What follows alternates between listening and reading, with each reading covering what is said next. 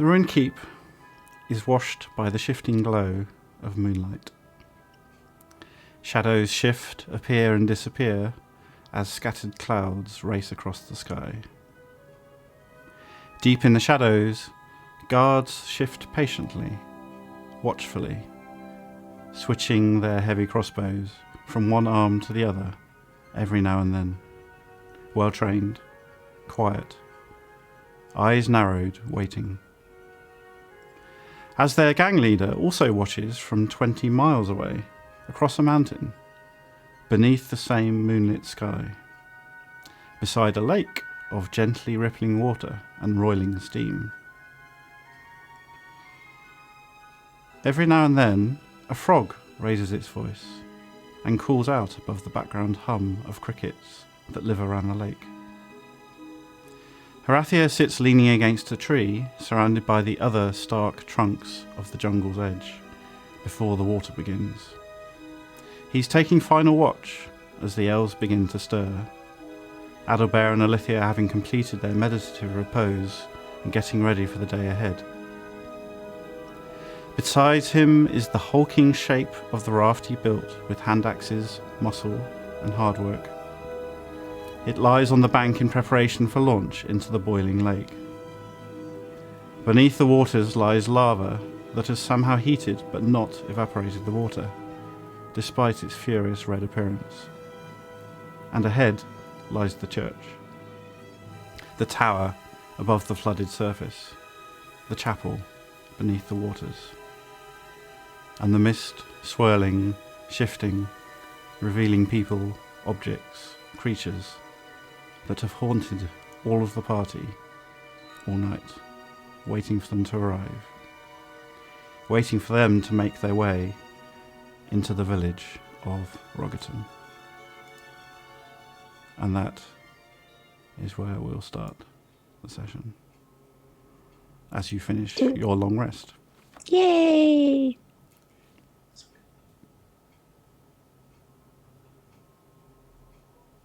So if you'd like to unmute yourselves.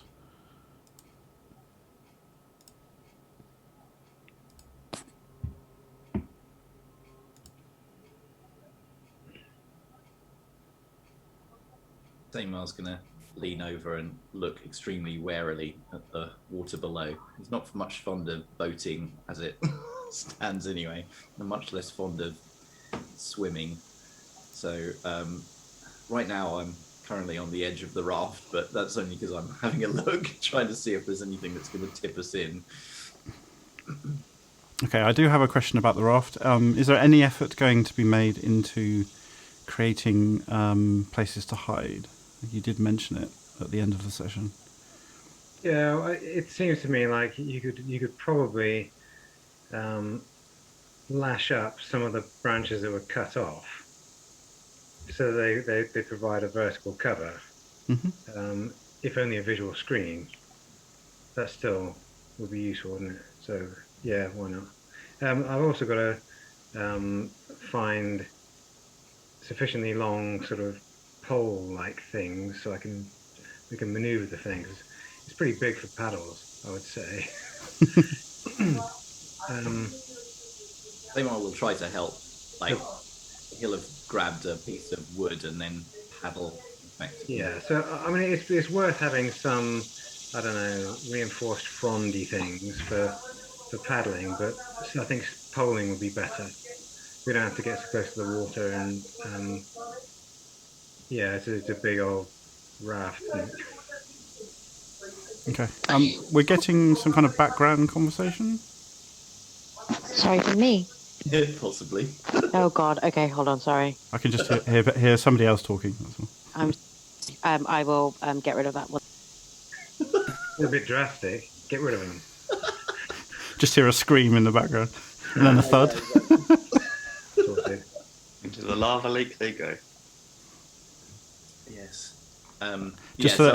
Just a reminder, I can't see chat without changing people's position.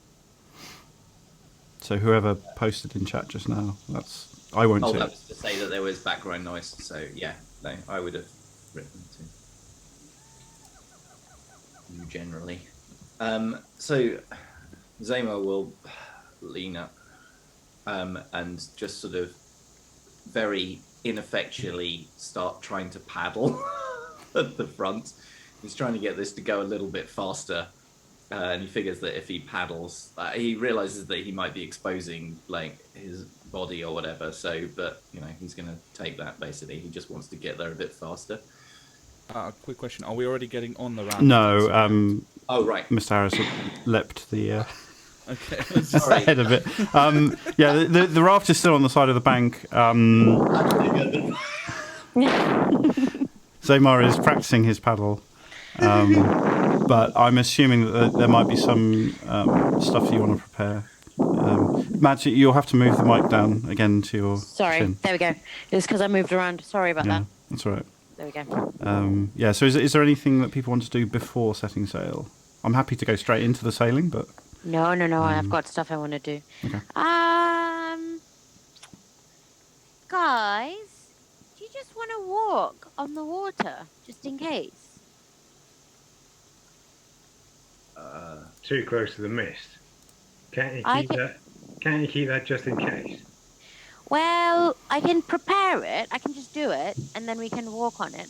But the other thing I was thinking is that I have a windy thing. So I can make blow away mist 10 feet away. That would be very useful. My concern with the walk on water, Ellie, while we can walk upon the water, it doesn't stop it being boiling hot. And No, it doesn't. I think only if it's lava, but otherwise it's okay. Is that right, DM? Repeat the question again, sorry? I think only if it's lava, but otherwise it's okay. It says liquid surface such as water, acid, mud, snow, quicksand. For walking on, yeah, you can walk on everything apart from lava because it's solid rock. Yeah. Effectively. Yeah. But I think Matt's point was you can walk on it, but it doesn't stop it being hot. Or splashing. Do you still get the damage? That's what I want to check because it says it's harmless. I don't know. But I don't know. So the question is, if you walk on boiling water, do you get burned? Yeah. That is a good question. It's called water walk, isn't it? Yeah, but it says as if it were harmless solid exactly. ground. I think that might be. But it says fine. molten lava can take damage from the heat. So, but we're not actually walking on the lava. See what I mean? yeah. I mean, if you can walk across acid as if it was harmless, then I think what it's saying is the heat from the lava would still reach you because its proximity, because lava is ridiculously, it's like 1,000 degrees centigrade. Whereas acid wouldn't harm you because you're only harmed by contact. And then in this particular case, you've already established most of the steam appears to be some kind of illusion. So I would say you'd be fine. Okay. Yeah. Well, what do you reckon? How long would we be able to walk, Ellie? An hour? That's why I needed your cork, Zamar. I would have given you several had I known that you had this capability. This is amazing. You say it would last an hour? That is amazing. Yeah, but I didn't want to stop Harathi having his fun. I'm really sorry. We can still use the raft. Still gonna use the raft, but it keeps me away from the flipping mist. Yeah, I was gonna. That's fine. I was gonna blow away the mist, but okay. Ellie, as perhaps it'd be useful having it just in case, for whatever reason, and I'm sure it won't because Harathi is raft. His building skills are, of course, second to none. But just in case, maybe we have it as a backup. Okay. Zamar's ushering himself to the front now. It's like, to me. All right, so talking of that, let's get everyone on the raft then. So pushing it down, you'd already established some heavy logs underneath so that you could roll it quite easily. The water behaves as normal water, so it does the usual splash and ripple when you push the raft in. The steam is a little less real. Instead of being wafted by the sudden movement of the raft, it kind of just continues to rise. And the raft is now sitting on the water, and it's fine. And I'd prepared a raft earlier in a very quick fashion. And I've placed you, but you'll probably want to move around somewhat. So, as we're boarding and getting the raft into the water, Reyna would like to attempt to speak. Ooh, okay. So, do I have to roll anything for that? Yeah, you better roll dexterity. But with advantage, you've been using quite a lot recently. That's a natural 20. Yeah, so go ahead. Okay.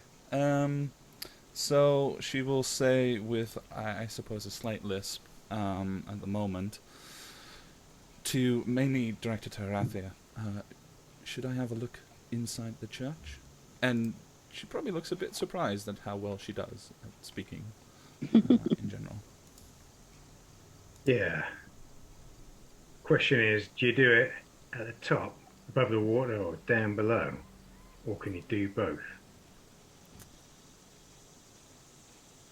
I could do both, but it would expend a great deal of what I can do today.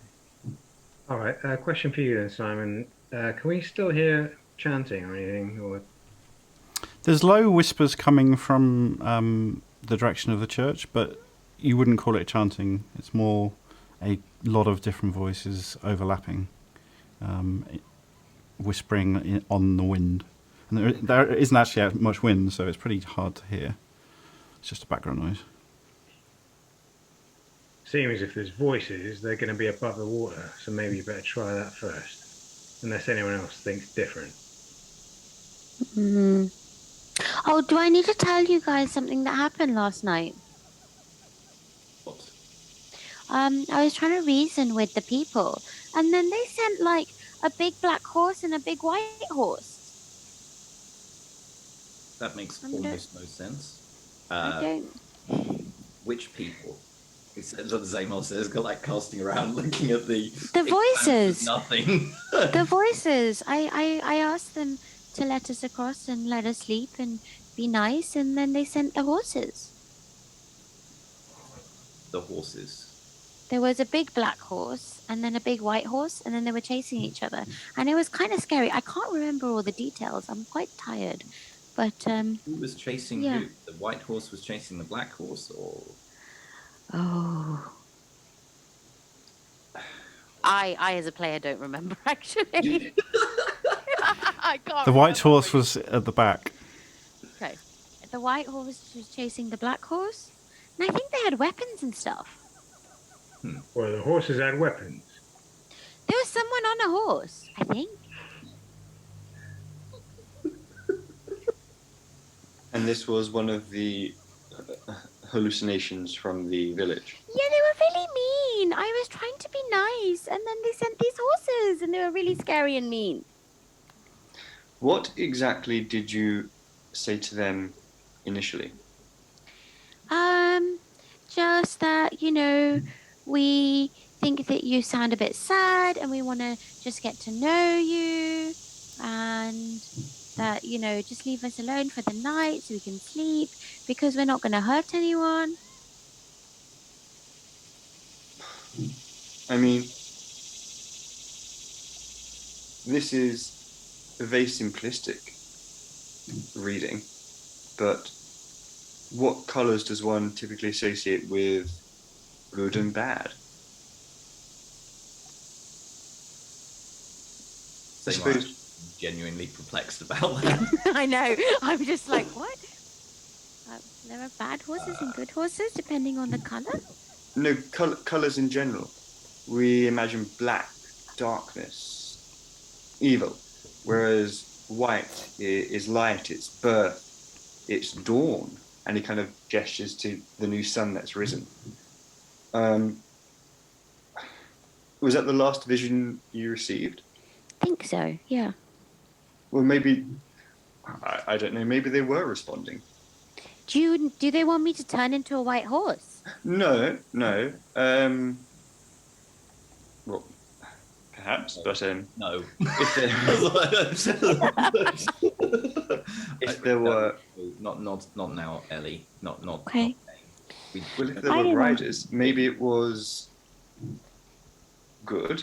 And he kind of gestures to everyone, pauses momentarily on Horathia, but kind of gestures broadly. Conquering evil, which is essentially what we're here to do. Black, darkness, shadow, mist. I don't know if the mist is evil or not. I think it's different. And I'm not sure if... Yes, I know, Ellie. Okay, fine. I'm just going to sit and let us walk. Did you cast the spell, by the way? He's had trouble... Yeah. You're talking about Kevin? No, I was talking about... sorry, did Alithia cast water? Right. Yeah, I'm doing it as a ritual, if that's okay. Sure, 10 minutes. Yeah. I will do my spell at the same time then. Okay. Yeah, because that's 10 minutes as well, isn't it? Yes. Okay.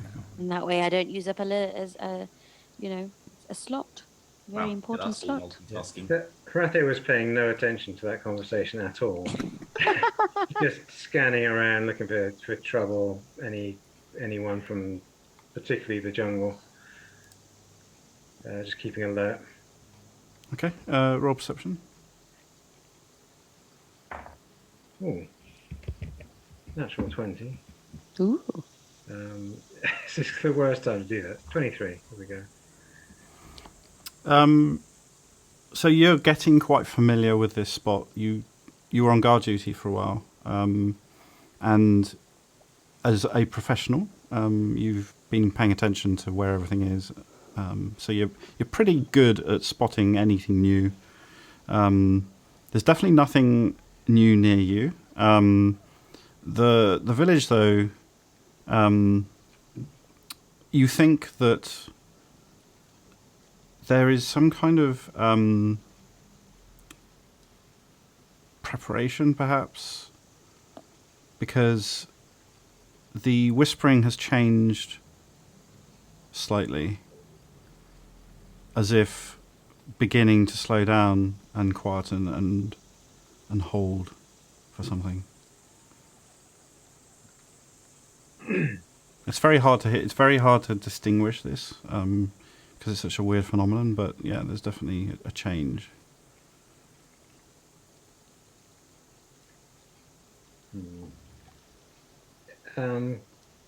Rathy is going to say not very loud, but not shouting it, but not being super quiet either.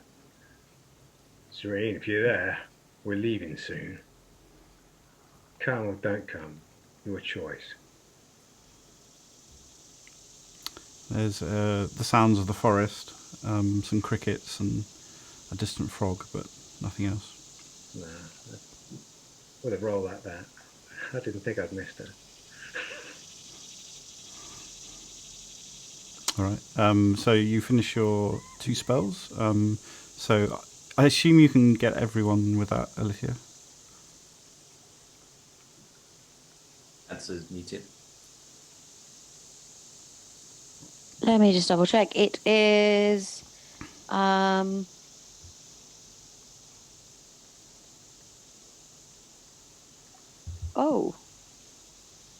It says area of 30 feet. Oh, so it's like Pass Without Trace. Yeah. Okay. Is that just when you cast it, or at all times? At all times. Okay. So if we move beyond 30 feet from you, we go plunging into the hot water. Yes. Brilliant. Good to know, though. Yeah, good to know. Good to know. Stay close to Alithia. I guess at least it would give us the ability to dodge around on the water. So This is water walk, right? Mm-hmm. It says up to 10 willing creatures you can see within range gain this ability for the duration. Doesn't say you Yeah. have to be in range for it. Yeah. Oh, yeah, of course. But it says range area 30 feet.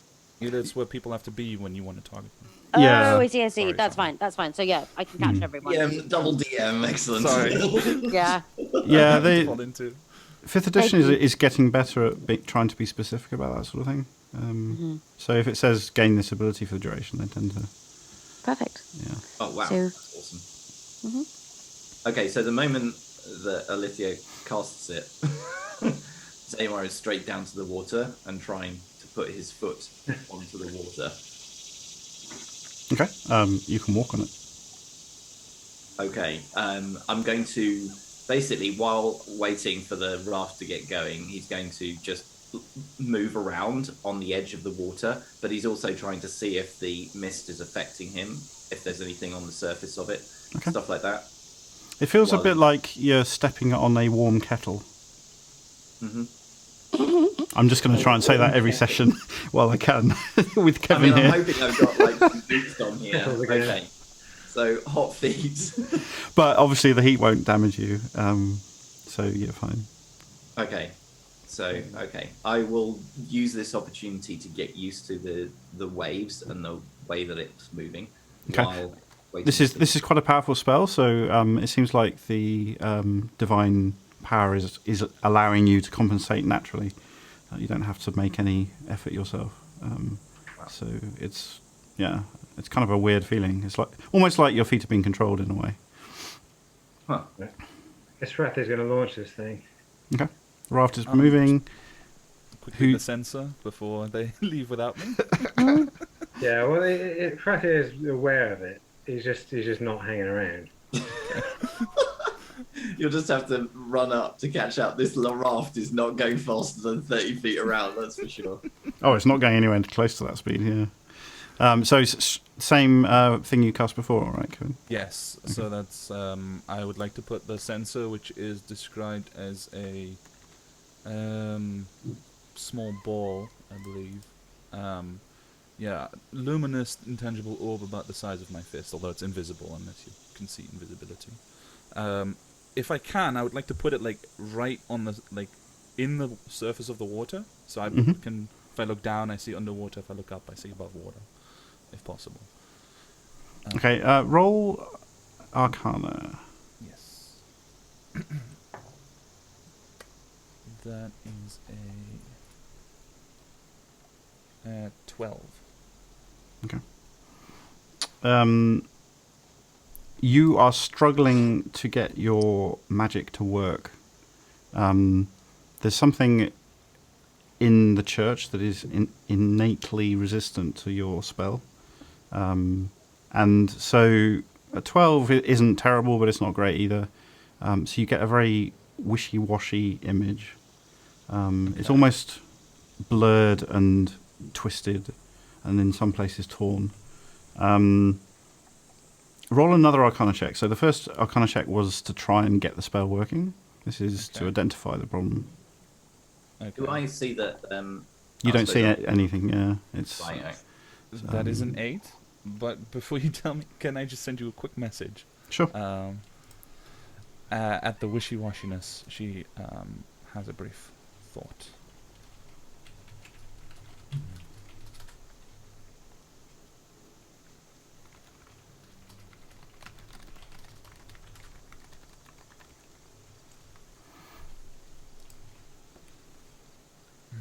Okay. I rolled, but it was an 8 for the second Arcana check. Okay, you're not quite sure what the cause is. It might be worth bringing up with someone more proficient at the arcane. Okay. I'll start describing it out loud this time rather than writing. Okay. Roll So, another dex check with advantage. That is an 11. Okay. That's fine. You're getting used to the speaking now, so you get the words out fairly easily, although there is a slight edge to the... Mm-hmm. It sounds like sibilant. Yeah. Okay, so I'll describe the wishy-washiness first, hoping that Adalbert is nearby to interpret that my magic is somehow impeded. But I'll still have a look around to see if I can make out anything, especially underwater towards the church. Okay. Roll perception while Adalbert, Samita is describing something quite unusual. Yeah. Besides the fact that something is essentially pushing up a barrier, do I have any ideas what's going on? Roll Arcana. 11 on perception. 17. Yes. You think that there's been a lot of signs of other planes being at play, particularly the shadow plane you were talking about, potentially being the origin of some creatures. You think this is a planar distortion? You'd have to see it for yourself to identify it, but yeah, that's what you think. Sorry, what was that, Mr. Harris? That was what I was going to say. It's a planar distortion thingy.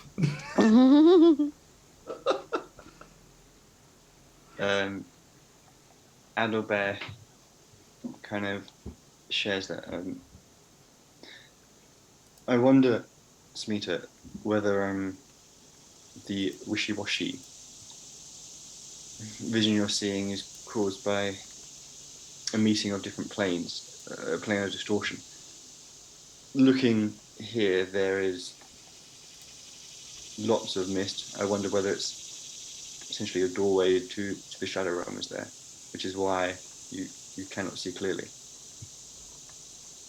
And then he kind of turns and leans in to Ellie, just because he's feeling, cheeky, and just goes, and speaking of seeing clearly, you see how Samita uses a glass eye to do this. Who in our party has a bad eye? Then he just smiles mischievously and turns back to everyone and says, without seeing it myself, though, I wouldn't be able to say for certain. And I assume with my 8 in perception, I don't see anything unusual. You got an 11 perception, I thought? No, the second time was... Oh, yeah, sorry, 11. 8 was the previous one. My memory's working. I was worried tonight that my short-term memory wasn't going to succeed. So 11, you are struggling. As I mentioned, it's very hard to see through this distortion. But you do make out the water, the surface that your image is starting on.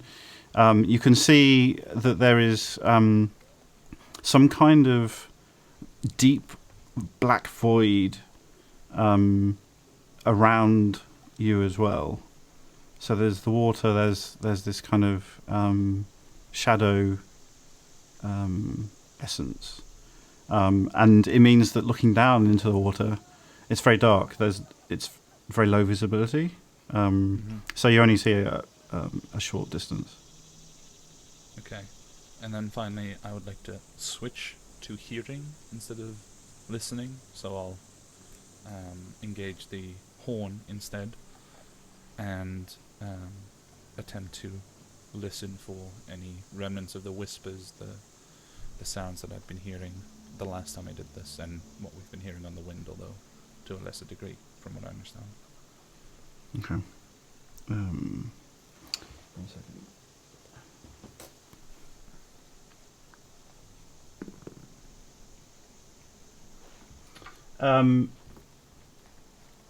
You can hear some sounds that seem to be emanating from this void. So roll perception again. Okay. That is a 13 this time. Again, hard to hear, especially as the distortion from your spell appears to be affected both visually and auditory. But you could swear you heard the distant snort of one of those dogs. Okay. Well, everything I've heard and seen, I have described out loud. Okay. And I'll cancel the spell early, so that we get the most out of the water walking. And after Samita describes the dogs, he looks over at Alethea. Can I recommend that you don't try to pet them this time? We should try and adopt them. No, that would be a terrible idea. I think we're going about it all wrong. We're trying to herd them, and we need to, give them scritches. Ellie, we said we could. Right. I'm all for you trying to talk to humanoids who aren't actively attacking us, but fire-breathing hellhounds, perhaps we do send back to hell before they devour us. Do you not think it'd be a nice addition to Trillin? I do not. Honestly, no. It may make you no sense. How do you think you can persuade them to come back to Trillin and be all friendly like? By speaking to them? They're fucking dogs. Dogs don't talk. They do to And me. also, It looks like we're a brand. Yeah, well, Bran don't talk neither. Trillin is thatched. What happens when one of these things sneezes and the fireball sets some, peasant person's house alight? As much as I would like to discuss the possible ramifications of having a hellhound pet, the spell is wearing off as we speak. Okay, we should go. Are you guys strong? I can make a big wind. Let's Look, I know I ain't got a handle on magic and shit, but don't it make sense to hold it in case we need it? I mean, Okay. you lot can run out of stuff, but this raft is going to float no matter what. Okay. I'm assuming, because of Horathia being impatient and some of you already being on the raft, that all of this conversation happened while Horathia pushed off and the raft began going across the water. And I don't know who's doing the pushing, but somebody's got a massive tree and pushing the ground. It sounds like a job for Rathir, so I guess it'll be at the back then. You were talking about positioning and stuff, but Zamar's actually trying to push the raft. So from having walked across the field at Rogerton that there is a bank, but it's only 12 to 15 foot, and it will be deeper in places, but most of the time you can actually reach the bottom and push. So you can give it a good. I can't remember what the word is, but when you do that kind of paddling, punting, you can punt the raft, even though it's super heavy. It is possible to do. I mean, Zamar might actually help by trying to push, because if you can actually purchase on, pushing a large boat off of... Oh, I see. Walk on water and push. Okay, that's also good. Yeah. So, Horathia, where would you like to be? Yeah, put him at the back. Okay. Make sure Bran's near him. So, And the rest of you? Adolbe would like to be in the centre. Okay. I think Baha will go to the front then, as it looks like that's not going to be a popular place. Samita? I'll be in the back right, if possible. Okay. It's the usual case where the back is a crowded place. Alethea? I'll stay where I am. Okay, cool. One we're... Oh, sorry. Oh, no. Go ahead. So while we're pushing, once we're moving along and there's at least a little bit of pace, Zamar will hop onto the raft once we're moving a little bit, and he'll take out this tube and basically pull out his 3 pieces of a bow and start sort of clinking them together, basically his sniper bow, and just sort of assemble it as quickly as he can. And then once he's done it, he'll sling it back over his thing, present the arrows over as the quiver down to his side, and then he's going to hop out and then start pushing. But when he does, as he pushes his hands on there to sort of push the raft, he's looking down below the water to see if anything is coming up rather than ahead. Okay. All right. So that's quite a lot of activity on Zamar's side as the raft gently goes across the water. Is anyone doing anything else as you move? Just keeping an eye out. There's sunbathing whilst, keeping an eye out. And he leans into Ellie and just says, you offered about the wind. I mean, we're quite high up, but if push comes to shove, how quickly can you... It takes can you do a that? few seconds, Okay. but it will push you away. Well, You're not very strong. I'm I- sorry, Adalbert. I can be if I need to, but I can also hold on. But if the mist rises, then... I can only do it for 1 minute, but so we'd need to get across fairly quickly. Well, if that's the case, we can just run back using your other wondrous feats. But it's good to know. Thank you. And then he kind of just leans back, stretches his arms out.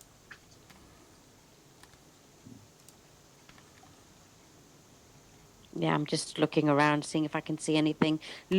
I'm trying to listen out for the voices. Okay. Everyone roll perception. 6. Disadvantage or not? Not. Somewhat giving away the... I think Albert's taking his laid back a little too far. That was a 4. 21. Dirty 20. 23. Sorry. All right, all those with the super hearing. You are also aware of what Hrathia noticed earlier, that the whispering has now become very muted and occasional as opposed to constant and busy. It's like it now sounds a bit like people whispering in the background of a library. Okay. I think they know that we're coming.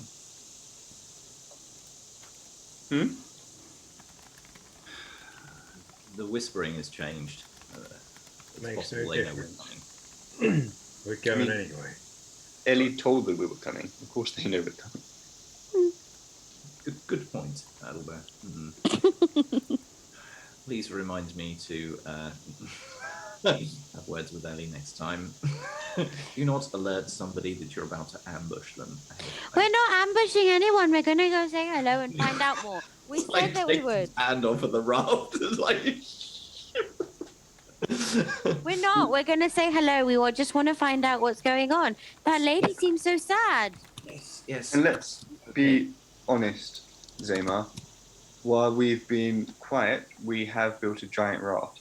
And if you're protecting something in the middle of the lake, you will also have eyes out. They knew we were coming before we even set foot on this water. We also spoke to someone that we didn't expect to meet here. Reyna looks a bit worried, back to the bank, as if she's just had an idea. Are we sure that was Serene? Oh. Pretty sure. Before, when we encountered Serene, did not feel the nausea that we felt this time. Also didn't seem to emanate from her, from what I understood. Possible. But we didn't see I saw Serene exit the church chasing a lady elf, but I don't recall feeling anything at that point. The tree and the area on the outskirts, I think, are special, and that's why she stays there. They're special to her in some way. I can't exactly explain why, but there's something about that area. I think we should be extra careful if we see her again. Mm. Oh yeah, never trust her if you can, unless you can't help it. Unless you got no choice. Yeah, she didn't come back. That's suspicious. I If it also was her. quite like her anyway. She's a suspicious person. Also, she wants to commit genocide, and we're not for that. The final thing that I Indeed. remember is that the illusions, if that's what you call them, Adalbert, the visions that we see are moments in time. In other words, they played out in front of you. Serene was able to respond to me and my questioning. And so for that reason, I think that it was her. Unless, of course, you've had that exact conversation before and you're just forgetting in your old age, Neymar. Indeed.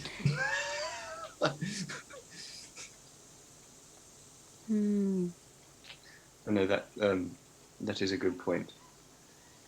But as you've all said, best be on our guards anyway. Mm-hmm. Arthur will be speaking at Baja occasionally just to make sure he's polling it in the right direction. Yeah, so this is actually quite a short journey. Sometimes the church is completely covered in mist and you can't see anything. And then sometimes you can see the tower through the mist. So it's relatively easy to keep it in the right direction. But Baja will keep confirming that as well. Everyone roll initiative. Oh my god. Here we go. Sorry, it's cocked. Reina 4. 6.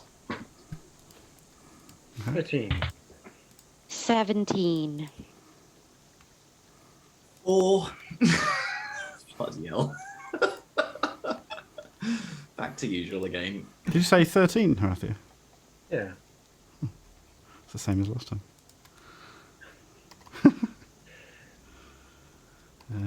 Okay, so what was your story, Zamar? 4. A huge, and don't forget, I added my proficiency bonus as well.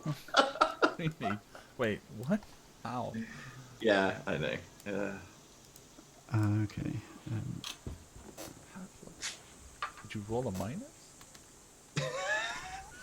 Shush. Minus dice? This one's inside out. What can I say?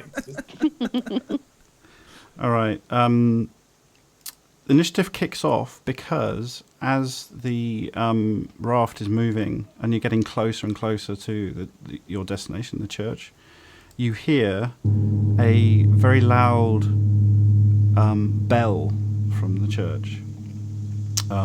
It's got a weird extra sound to it, as if the echo has come from somewhere else. So it's got a strangely distant, but then at the same time quite loud sound to it.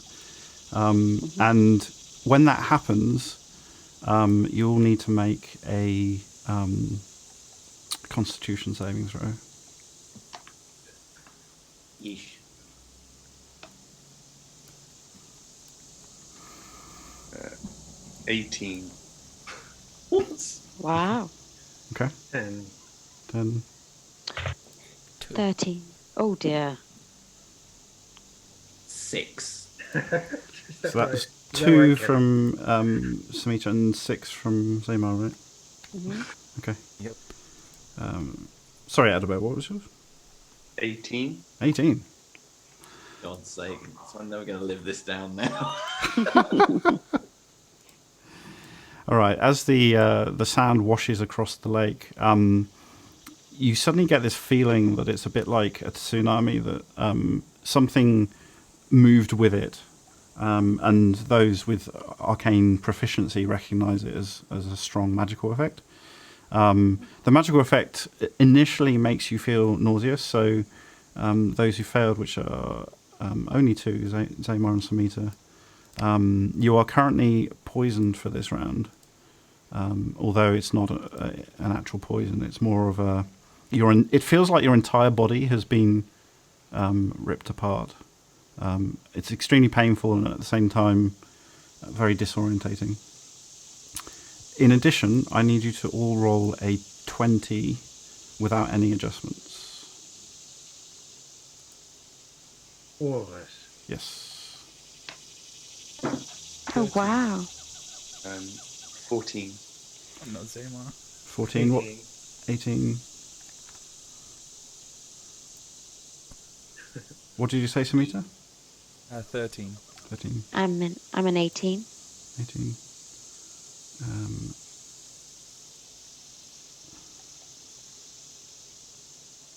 How did I manage to lose? I deleted... Oh, sorry, I deleted Alicia from the list for some reason. I don't know how I managed that. And Tamar, what was yours? 3. 3. Okay, look, I'm just getting my bad rolls out of the way now. It's probably a good idea, to be fair. All right, this is when I'm poisoned. This is where it gets interesting. Oh god. So, and a little bit crazy. You have all been plane shifted. And you've all gone to a different plane. Some of you to the same plane, and some of you not to the same plane. Oh no! Oh no! So we'll start with Alithia. Oh god! As soon as you arrive, you don't need an Arcana check to realise that you are on the plane of shadow. Okay. So I have prepared a multi-layered map. Oh my god! Oh, wow. Very cool. And I'm going to put you on, or attempt to put you on the shadow plane. Shadow plane. Holy crap! How do you even? There we go. Like, what? Oh my god. What? Oh my god! What about the raft? I'm just curious. I mean, Well, the raft gets a roll as well. I just haven't got to that. It's going to take. It's going to take me a while to sort out the thing. So, dealing with Alithia, there are some of you who will be joining Alithia, but the first thing you see when you arrive at the shadow plane is obviously immediate darkness all the way around you. But ahead of you, you can see this spire of lava and flame pouring out from what looks like a crack in the plane itself. And you immediately identify that as some kind of connection to the plane of fire, which some of you may be visiting. However, I will zoom out a bit if I can. This is quite hard to navigate. But behind that plume, you can see another plume of fire. And that plume of fire is illuminating a number of creatures. Oh my god! So you can see standing in the distance on a kind of ridge of shadow that appears to be solid. It looks a bit like ground, but it's black. Everything is black. I didn't make it entirely black because it would be hard to navigate on TTS. But you can see a cloaked, hooded figure, human size. You can't make out any features apart from the cloak at that distance. And they are lit by this other spire, which is right next to a plume of water, which you are now guessing is probably a connection to the water plane. However, because the fire and the water planes are both in the same location, there is a combination that's happening where the water is turning to steam and the fire is cooling down a bit and lava is sort of flying and turning to rocks. So there's all kinds of things going on there. Right next to them, this human-shaped figure. The human-shaped figure has both hands out, I'm trying to avoid my camera. Both arms out, as if they are being tugged viciously, because they are. And in front of them are 3 hellhounds with their tentacles wrapped around its arm as if they're leashes. And it's basically holding this pack of 3 hellhounds. However, that is not all. You're getting the full, full Monty on this one. Because behind there is another figure, which you recognise as the lady that you met before. Only you have a feeling that she's in her plane. Whereas before, she was projecting. She's much bigger than when you first saw her. She's 20 foot tall. And the swirling sort of shadow that you saw before is much more solid. And the light from the fire plane that has broken through here is kind of casting a shadow on her onto the ground behind her. However, that is not all. Oh my god. This is insane. I can see what is in the... Oh, what? These things get bigger and bigger. What the hell? Because behind her, in a hulking shape that you can only just make out, this is getting darker again in the shadow plane, is a large creature whose claws you saw briefly in a kind of illusion earlier, last session. Oh my god. 4 legs with massive claws. And behind that creature, which you thought was big, appears to be, number 1, an army. Now, you can't see an army of what, but you can see halberds. So there's an army of something back here, which I haven't put in because there's thousands of them. And behind that is another lady who is so big that she is looming over this entire plane. Oh my god. And has like shadowy arms and shadowy tendrils all mixed up. Almost as if she's part of the plane. Okay. So you pop up here. And the first thing you see is that, there's a bit of fire plane. And then you look back behind that and you go, there's 3 hellhounds. Okay, that's not good. And then behind that you see the lady that you met earlier. And then each time you sort of look a bit further back and peer into this darkness, you just see these bigger and bigger creatures, and then much further away an army. However, right now you have not been spotted. You've just appeared. And let's see. So when I tab out of this, I realise that CTS actually kind of screws up a bit. So there is a brief weird image. But let's see who else is with you. Any volunteers? No.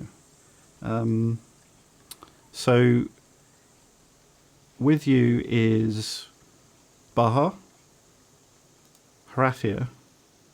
I think that might be it, actually. Maybe one more. Yeah, Baha and Harathia. And let's see where the raft went. And the raft. Random. All right. So I will try and get those. Oh my god.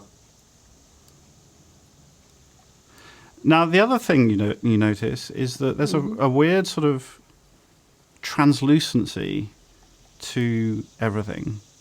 So it's making your head hurt, and some of you have already felt a sickness from it.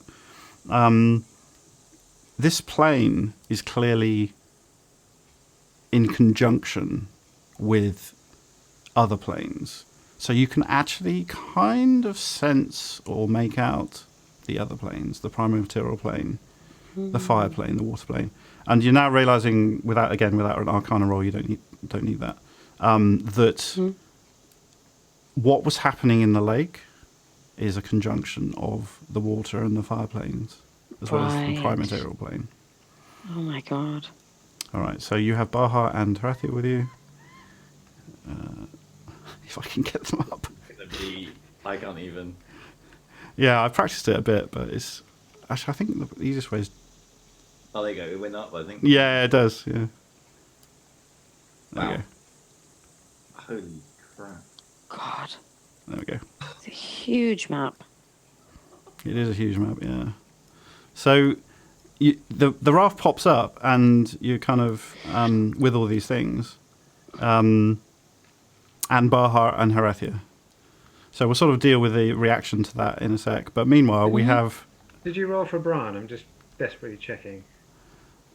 Good point. I did. He is not with you. Oh no. He's on another plane. Oh no. So... Shades of Mario here with, like, it's gone to another castle. So Adalbert and Samita, you are both on the water plane.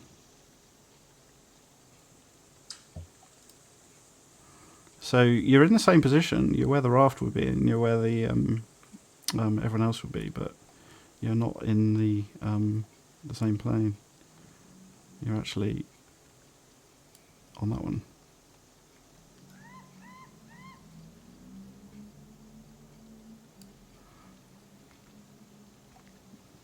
Because we can walk on water, we're just standing on top of things. Well, this is interesting because I always prepare these things without really considering what the players may or may not have done. So actually, if you have water walking, I think it bobs you up to the surface. Yep. So yeah, that's going to be interesting. So the great thing about this in TTS is you can literally zoom in and out of the planes.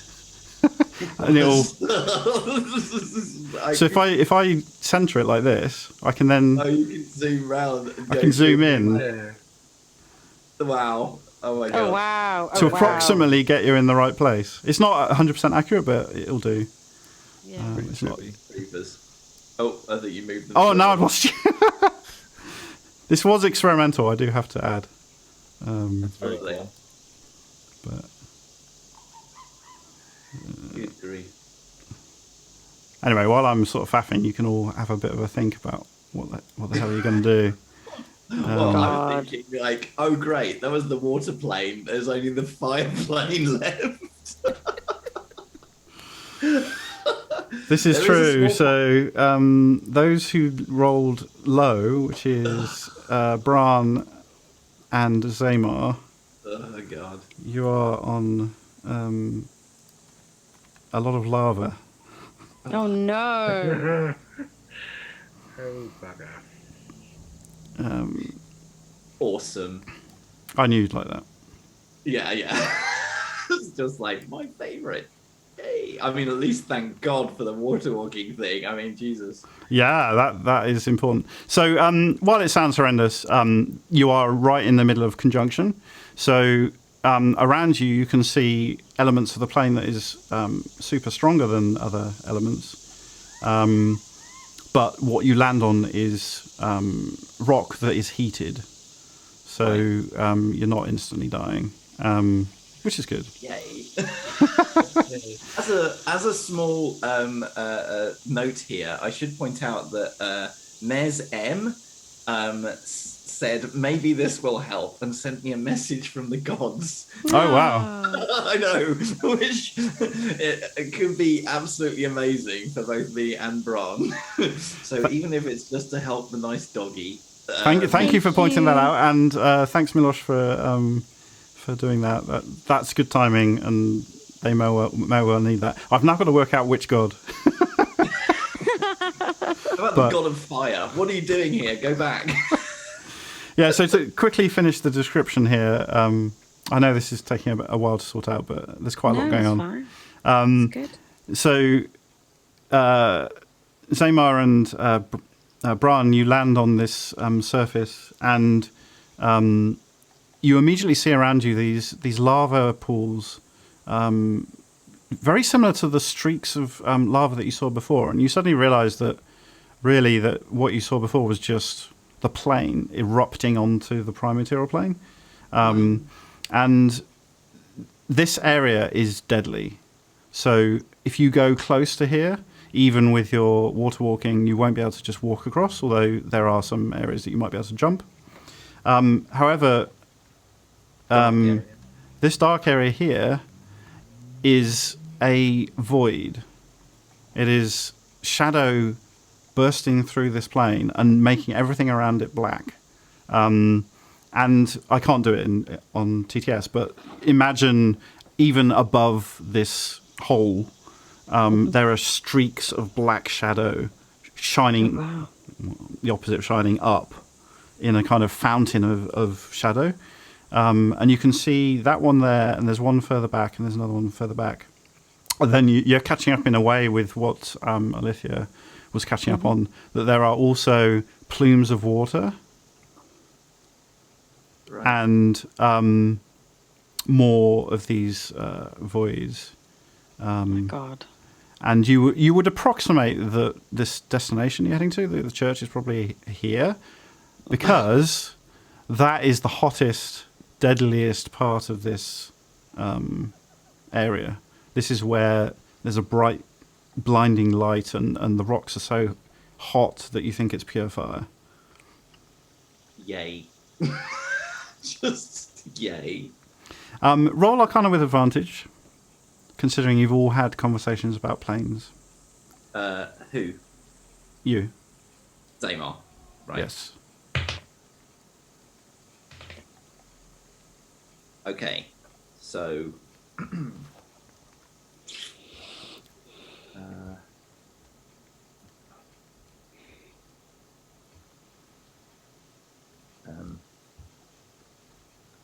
Just sent you a quick message there, but 19. Okay. So you quickly work out the same thing that Alithia did. This is obviously a conjunction of planes. This matches kind of the distortion that Samita was talking about, and confirms some suspicions that people had about the lake and so on.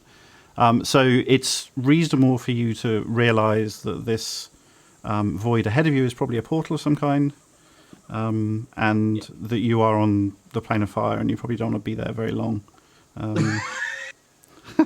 It's not good for your corporeal form. Yeah. All right, that's Zamar and Bran, and then meanwhile on the water plane, so Adalbert and Samita, again, a similar experience. You are currently working out fairly quickly, both of you the same as Alithia. You don't need to make a roll, that this is a conjunction of planes. You can see that you're in water because you suddenly are under it. You're swimming in water. You are underwater. So you're going to have breathing problems. But you jump to the top. Yeah, but they start underneath. Oh, and I this see. is a plane. Oh, I see. So I didn't think very deeply about what the top might look like, so I'm going to have to think about that. But these light blue areas appear to be vortexes. They're areas of water that are moving very quickly. These other areas of water, roll nature, both of you.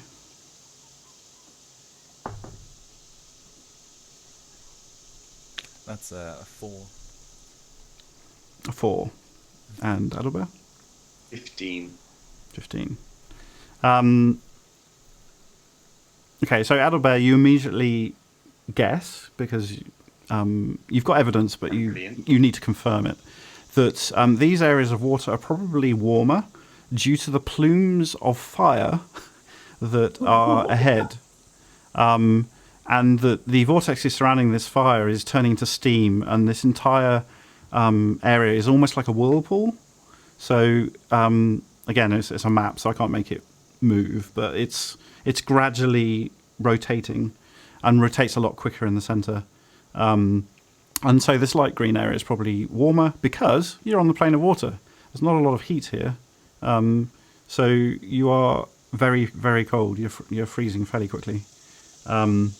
And what you can see are the void portal here, fire portals here, void portals here, and over here is a fire portal. And from that nature check, I would say this fire portal is currently in a vortex in freezing cold water. So the combination is making that safe.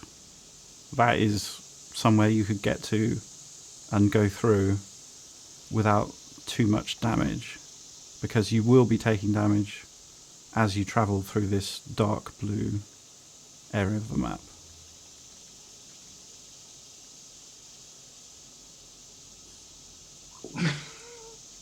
So it may not be the most exciting part of the stream, but I will let you guys all have a moment of silence while you think about what I've just told you. Panic. Blind panic. So I never thought I'd say it, but I'm kind of happier with the fire. Yeah, that seems manageable. Adalbert and we start rising slowly, right? From the You will be spell. naturally rising from the... Although rising, Yeah. I would... It's a random direction, so I will pick a... I will literally roll for it, I think. Okay. Yeah, because... yeah, okay. So you will be moving naturally as part of the spell. Which direction that goes in... Actually, let's sort that out now. Roll a luck dice. Let's see where you're going. Okay. That's a 2, again. I hate this die. All right, so I'm going to use the same system that I used to work out who went where. So you are heading towards the fire plane, so you're going down. Okay. So you're going down from where you are at the moment. However, you're on the plane of water, so you're not going to just end up in the fire plane. You're just heading downwards on no discernible this map. Floor that I can see. No. Awesome. All right, so I think I got this right. I think, Alithia, you were first initiative with 18, and then Harathi, you're on 13, Adalbert 6, Zamar 4, Samita 4, and Bran was after Samita. Now, why do you need initiative, you might ask? Well, let's remind ourselves that on the plane of shadow,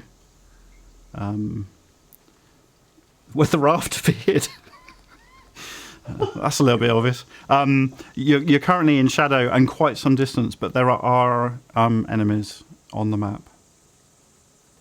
So you're pretty close to the church, so you can work out that this here is where the church is ish. Now roll perception for the three of you. I'll roll for Baha. 6.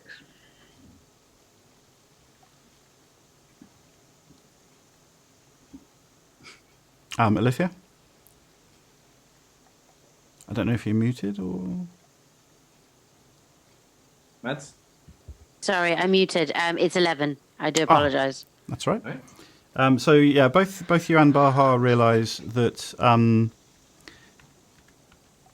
here is a crack, and you reckon that's probably the tower of the church.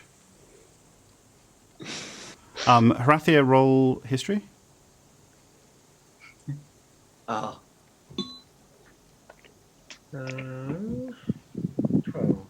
12. I love how random can work out. I had no idea he was going to end up where, so I didn't know if you and Zamar would be here. But that crack is the hole in the church that you saw. So this is what you inspected when you went into the church and saw that there was a hole in the ground by the altar. Okay, but does it look like a crack in the ground of the shadow plane? Yes. As well? Yes. So it does go somewhere here that may not be back to the prime material plane. You're not sure. You struggle to understand the stuff that I was saying to everyone else. Sorry, I wasn't really asking as traffic because you're not bothered. I'm just, sorry, I shouldn't be asking that. That's right. You may well have a question for Alithia, but yeah. So, Okay. There seems to be an army, and there's 3 of us. So can we not fight and maybe talk to that lady? Yeah, that talking is a good idea, but first things first. This is a fucking plane of shadow. Let's hide. Do you think they can just see us though anyway? Well, we're standing on a raft, so the chances are good. Okay. Get off the raft. Okay. actually, I'll give it. Have a all three of you have a straight intelligence roll. Alithia, you can add your Arcana modifier. Oh, good. I was going to say I'm really fucking good at intelligence, aren't I? Yeah. Simon, I sent you a message in Discord. Okay. I think I know the answer, but it's worth asking. Oh dear me, I am panic because that was a 1 plus my Arcana makes it a 4. And what was Horathius? I haven't rolled actually. Okay. Because I want you to answer my question if possible first.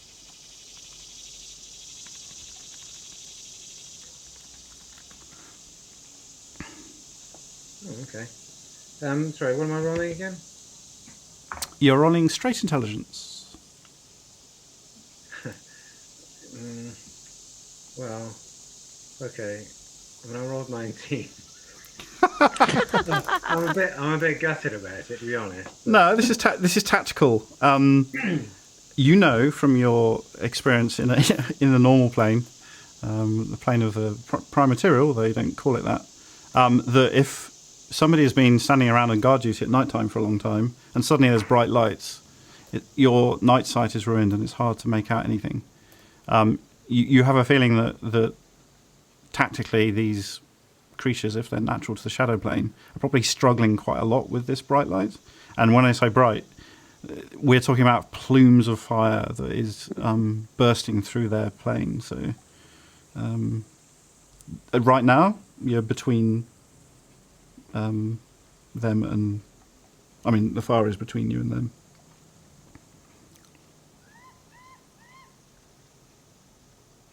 Yeah, muted. No, I pressed a button. I couldn't unmute myself. All right, so Horatio's going to get off the raft. Hang on. It's Alithia's Oh, okay, fine. initiative at the moment. Can I report my findings or not? Yeah, sure. Yeah. But if these things live here, they ain't used to bright lights. They probably ain't seeing so good. Okay.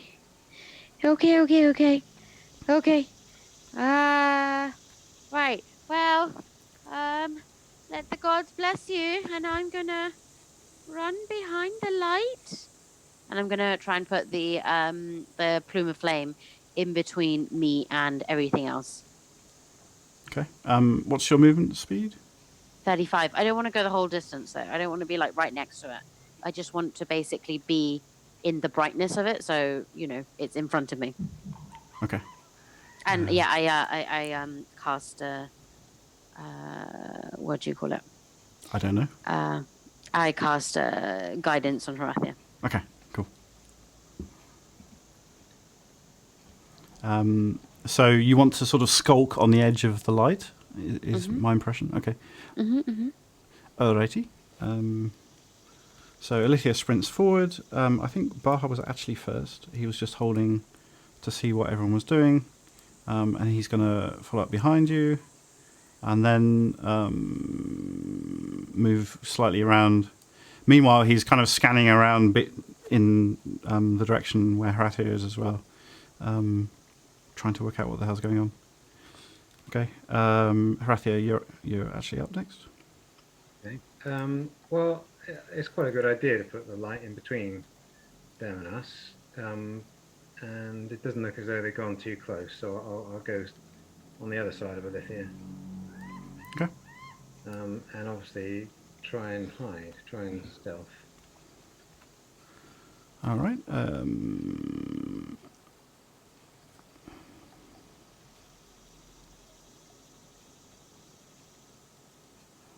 So, if something comes near you, I'll ask you to roll stealth, but right now you don't have to. Okay. Anyone get a message to Albert? We could do with his hall of whispers right now. No. I have nothing.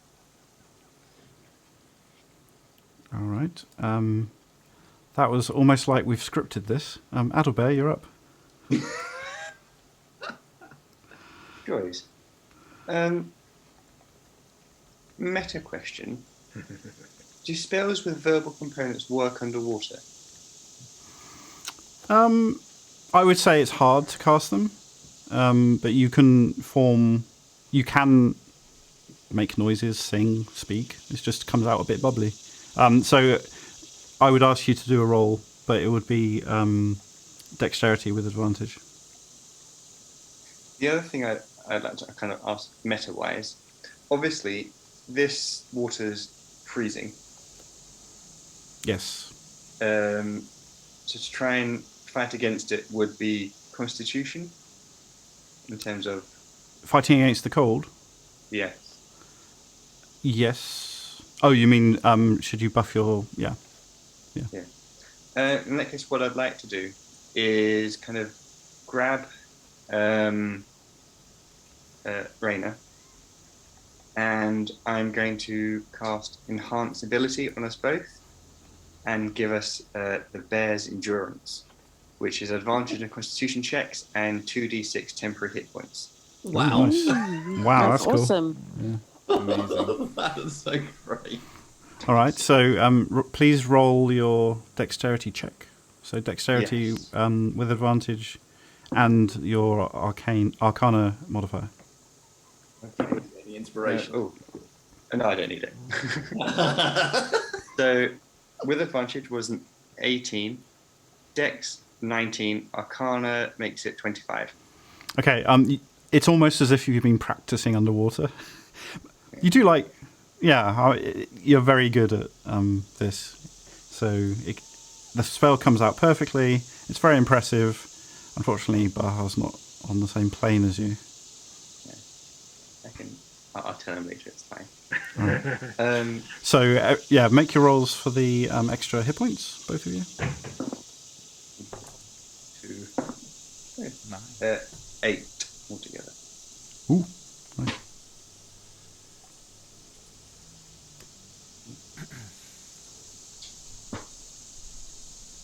And as I'm holding on, once I've kind of done the spell, I'd like to point towards the plane I noticed earlier. Mm-hmm. Yep. And kind of and then start swimming. Okay. So it's not my turn, but Reina's immediate reaction is to grab, like, when he takes a hold of her, to grab back so they don't get separated. I don't know if she's allowed to do that, but yeah, she would like to, if possible. It would considerably slow Adalbert down to be pulling Raina. I mean, you can. It's kind of, as it's Adalbert's turn. It's kind of up to Adalbert. Whether you want to do that, Adalbert. You're already at half speed because you're underwater. Mm.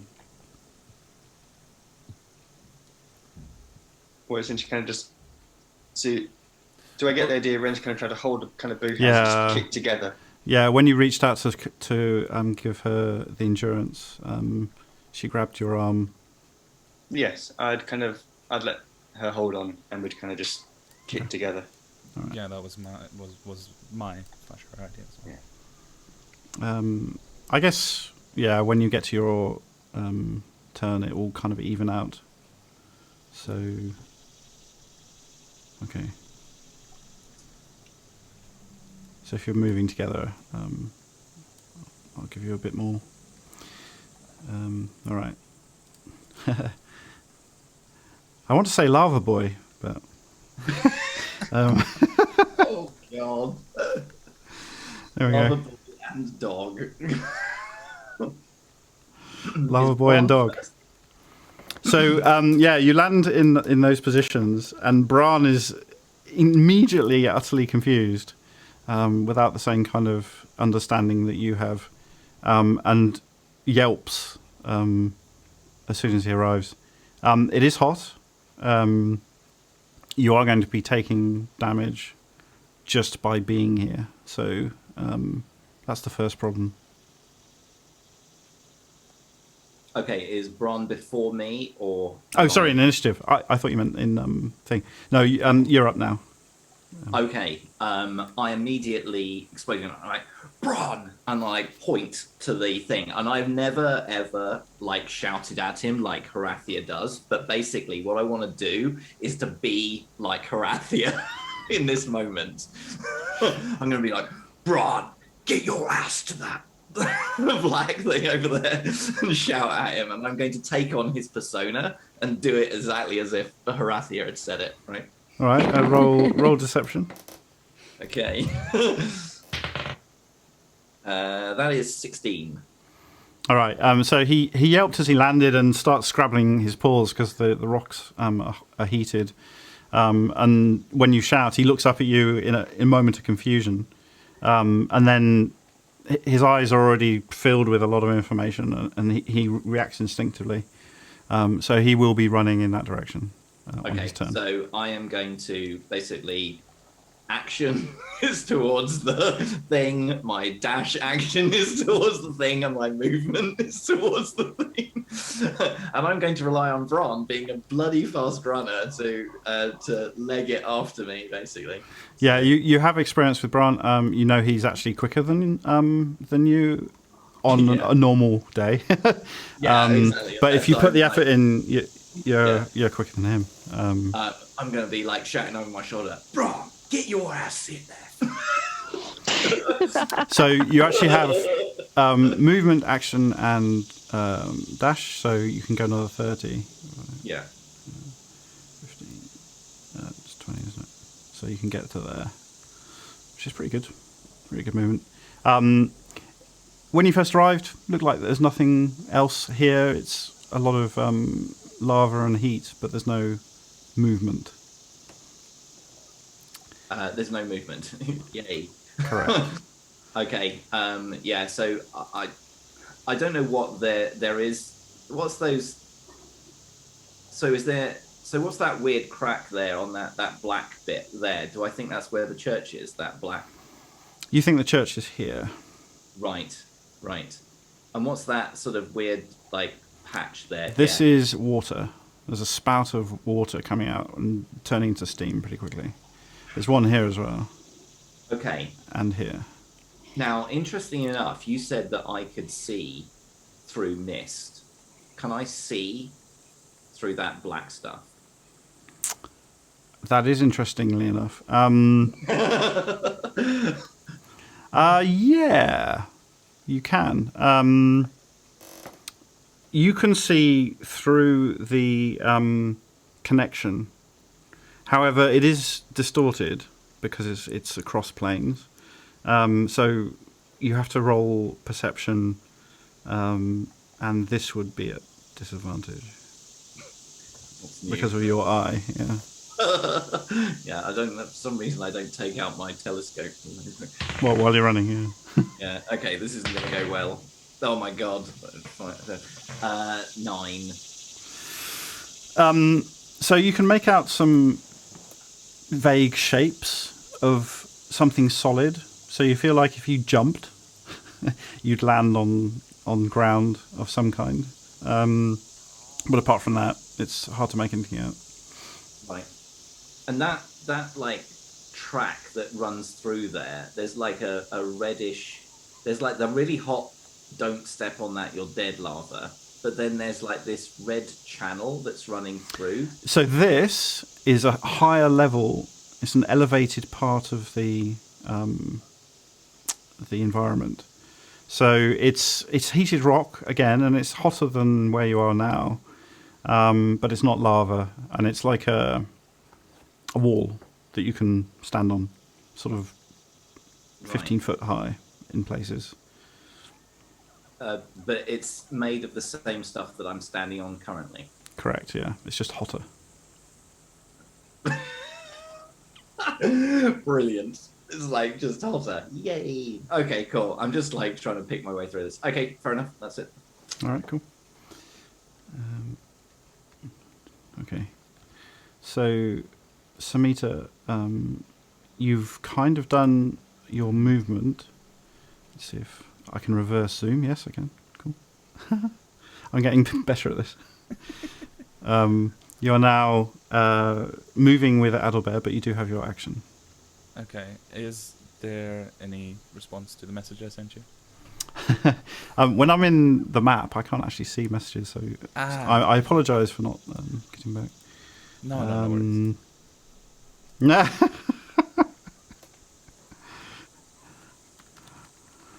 I don't know if that was pity laugh. You can take it how you want. Okay, hold on. Okay, she does not open her mouth to say fuck and lose a bunch of air. God. Yeah, she's just going to use all her powers. So she's going to ready her action to dash along with Adalbear when they move again. Okay. Oops. That's okay. the end of it. Yeah. So I'm going to take it that you've been in combat before with each other. You're getting to know each other fairly well. So to an extent, you understand. You both just want to move as quickly as you can. So I'm going to say that you can travel together.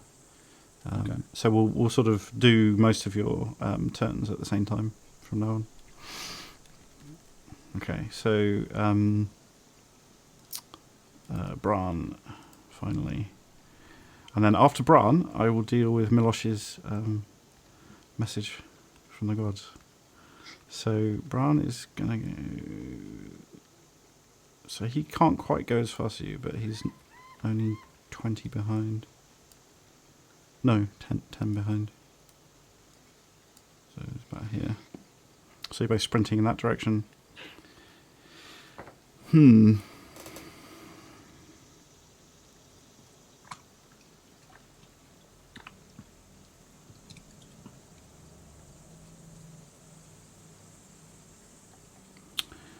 Because of Milosh's message from the gods,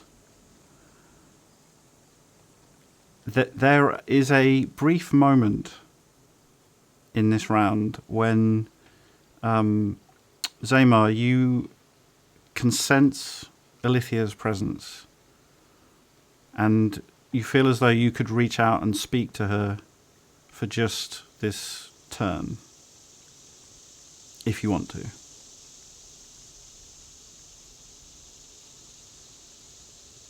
You're muted. No. I will say, Alithia, is that you? We're on the plane. Sorry, I don't say that. We're in a place that's full of fire. And you can answer, Alithia. Yeah, but I can't see you, Zaymar. We're in the shadow plane, but there's water and fire, and there's an army, and two huge ladies. One is the old lady, but from before. I'm here with Bron. We're making for a massive mist. It looks like it's a gap. It's ahead of us. It's between us and the church.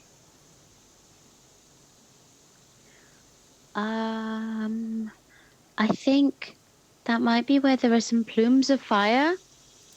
Be careful. It's better than big, yeah.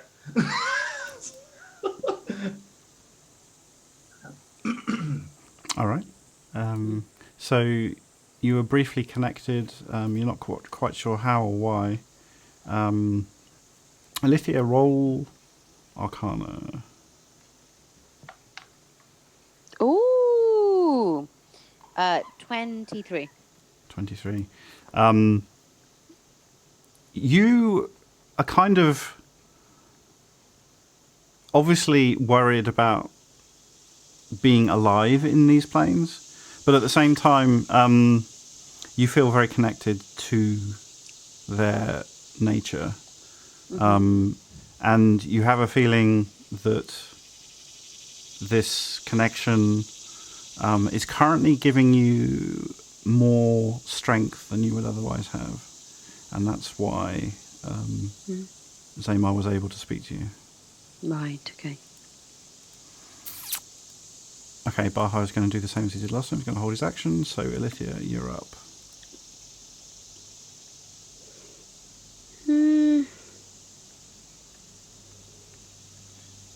Okay. Shit. I have like literally nothing. You? Not for this. I don't know if it would help any, but now that you've got closer, and with the rapid information and kind of discovery that you're making of this conjunction, you guess that if you got to close to the plume of fire, you could go to the plane of fire. You could jump through here. I'm gonna just go fast as I can. I'll like whisper to everyone and be like, I think Zaymar is where there's loads of fire, so I'm gonna jump through. Okay. And then you got 35, right? Yep. Okay. I don't think you can quite. So I've not taken an action. I'm going to say you can make it. Yeah, I was just working out from distance point of view, but you're right. Like your foot could be there, so yeah, I'm going to say you can jump. Okay. Right. Your leg is now in the fire plane. Yeah. So as you come hurtling towards the plane of fire, to the, you can see also on that plane is Zaymar, who is sprinting in the same direction. So you actually land in around here. However, as you come between the planes, there is a distortion of all physical effects, including gravity and so on. And so you have to roll Arcana to land in a safe spot. Oh my god. Second natural 20, so 23. Don't do that. Oh my god. I had the same reaction as Mr. Harris. Yeah, I was like, don't that do that. doesn't sound good. Like, You land on the softest spot in the plane of fire, which happens to be Zaymar's face. So because of your ability with the arcane, you quickly work out what's happening with all these different effects. And for just that moment, you can't replicate it every time necessarily, but for just that moment, it's a bit like skydiving and you can move yourself. So I've placed you sort of near Zaymar, but I'm going to say that for the purpose of this, you can choose where you land on the periphery of this void. Kind of where there's not as much heat, so in the middle. Okay. The coolest place is here. Here. Yep. All right. So, Zaymar, as you're sprinting towards the void, you suddenly see this form appearing out of the shadow in a kind of... At first, they're very small and kind of weirdly distant, and then suddenly they come flying through.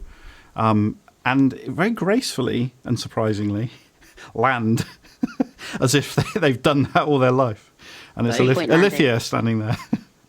Like, Zaymar is absolutely horrified. He's like, why would you want to come here? There's an army, and there's, like, massive ladies. And Okay, so, shh, fire. He's pointing down. So, do we take any damage from running across that, like, lava or anything? Not yet. Right, okay. On your next turn, if you are still in the plane of fire, you will take damage. So, Alithia, that was your turn. Baha, his trigger is to see what Alithia does and then follow. So, he also appears. Let's see how well he handles the put. Wow, that was bad. So Baha is not so good at transversing the portal and lands on the lava and has to leap out. Which he does. He's pretty nimble. So he will take damage, but not the full damage. I need to find Baha, don't I? Where is he? Up here. Okay. Jesus. This plane jumping is awesome.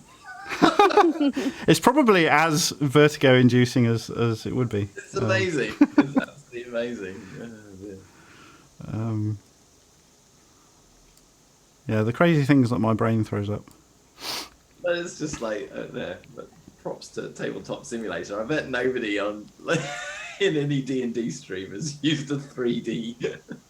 Well, my biggest fun realization was, oh, you can lock anything you want anywhere. So you can lock these maps in any position in 3D space. You have to build them up and then remove stuff, but it's pretty cool. Incredible. Yeah, so he does take some damage.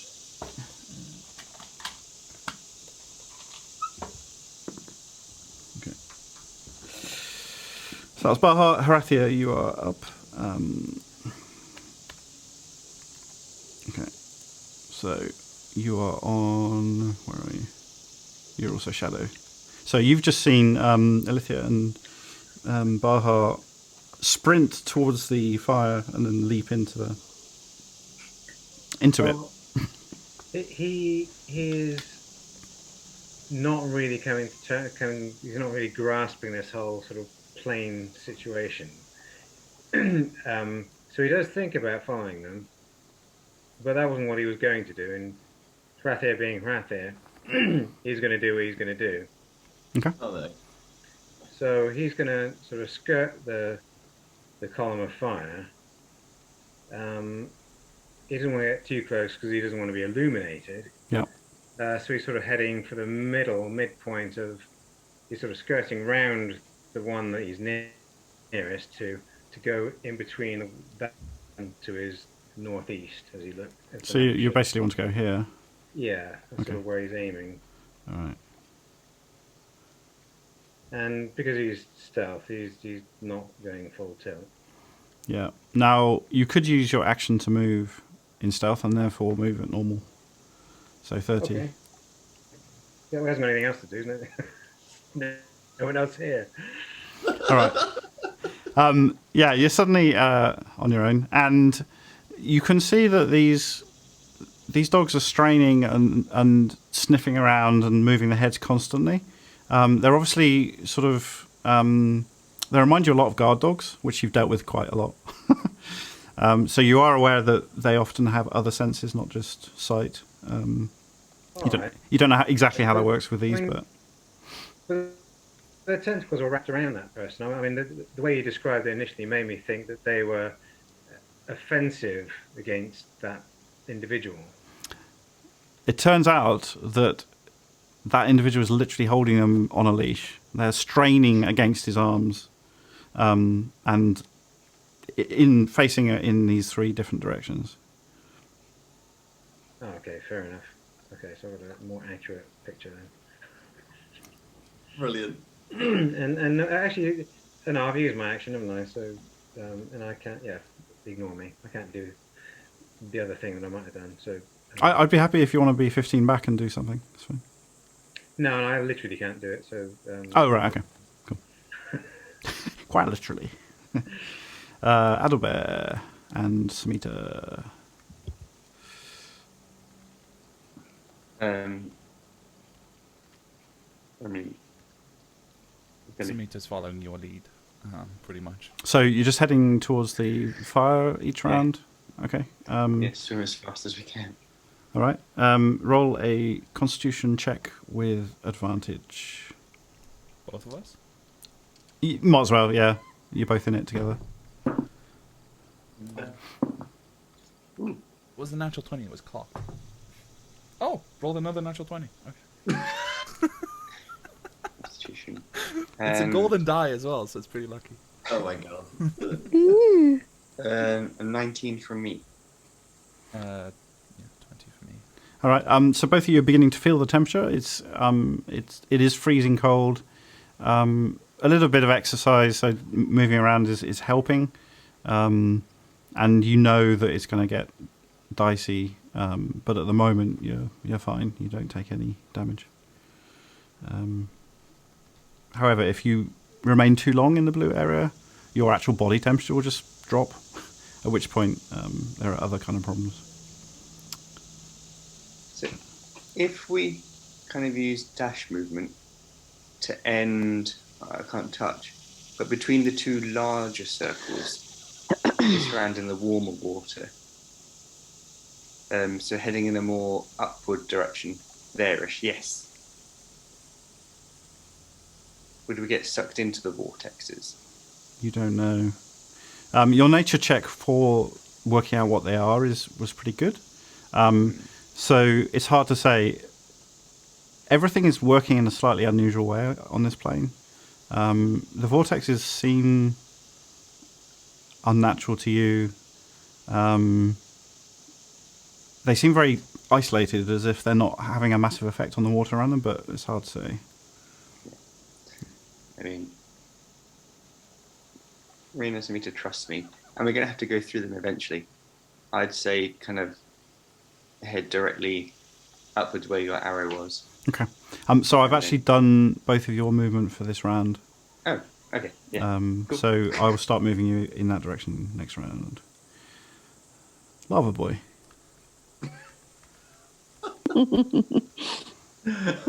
Lava Boy has absolutely no idea what to do.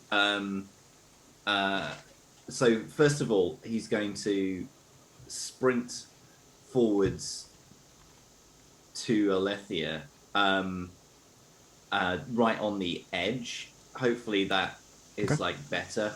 And then he's going to sort of gesture to Bran to sort of like, you know, get here. He's assuming she knows what she's doing, but essentially rush up. What now? Like talking to Alethea. I can see through the. Can I see through this? So do I think that I can see through the mist kind of thing, right? Can't I? Yeah. So you haven't had an action yet, so you could take an action to look carefully. In which case, I would give you a normal perception roll.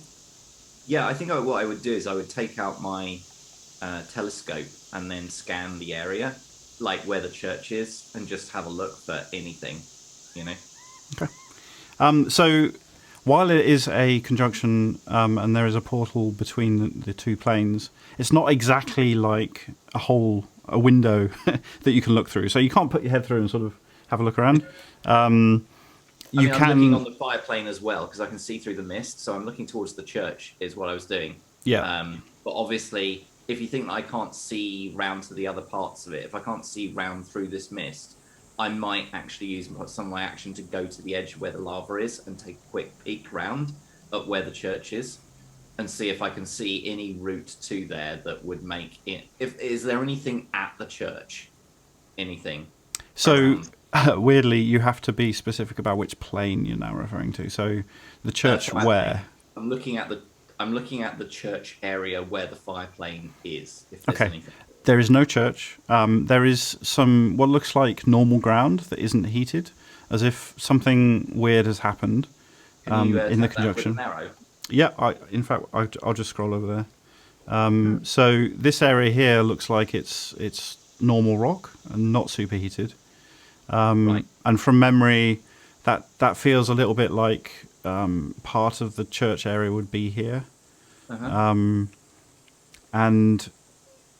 the problem is that everything that's around it is this shimmering fire that you're struggling to see through even with the telescope. But that area over there where that black mist is, that's over jumping here. distance. If you knew what you were doing, because I've just seen Alethea come through the black mist. If you knew what you're doing, you could jump from there to there. Yes.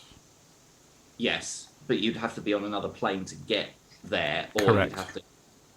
Yes. Right. Okay, so I was forming a plan. All right, so I think that's what you meant, right, over here. Yeah, so I'm going to do that, and then I'm going to communicate that there is to Alethea and Baha that there is a area of cool ground where the church is. Okay, cool. All right. So Bran is last to go.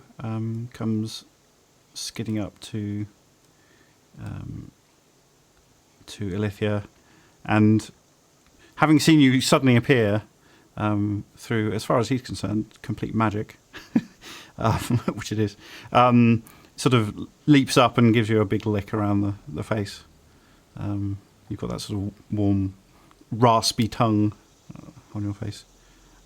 And if you're responding, you might be muted. I'm not sure. Me? Yes. So that was what do you call it? Sorry, my brain's gone a little bit. Bron, struggling a bit Bron here. is licking your Yeah. face. Okay. Hi, Bron. It's not my turn though, is it? No. That was his turn. Yeah. So Bron licks your face in happy to see something he recognises. Okay. And something familiar. Yeah. Hi, Bron. We'll get out of here. Don't worry. And I'll give him a little stretch.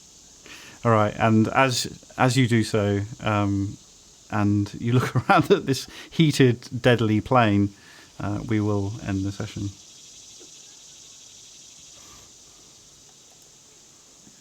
Ah, dear.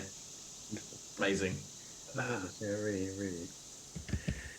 awesome. I have no idea how we're going to manage this. That was Like, epic also, and well done. I know it was amazing. It was like what? Oh, dear. Well, didn't see that coming. Gotta say for sure. Nope. I did not see us in the fireplane last time. I also did not see a freaking army and like 100-foot woman. Yeah, well, like Rosema doesn't know that yet, but yeah, he thinks his lot is pretty. Oh, bad. no. I can't understand why Fire they plane. Shadow plane. At least you can breathe. Move the way you want to. Immolating. But like you're moving 60 foot each time. No. No, we're slow down because it's underwater and the No, walk on water's no. pulling us the other way. Yeah, but the what? Oh, yeah, because the walk on water is 60 foot to the surface. Yeah, which is So- down. Yeah, it's pulling us the wrong direction. Yeah, I have to say. Oh, I see. There was whenever it was like, oh, you've gone to the shadow plane, and I was like, oh, that's okay, that's all right. And then it was like, oh, and there's an army there, and I was like,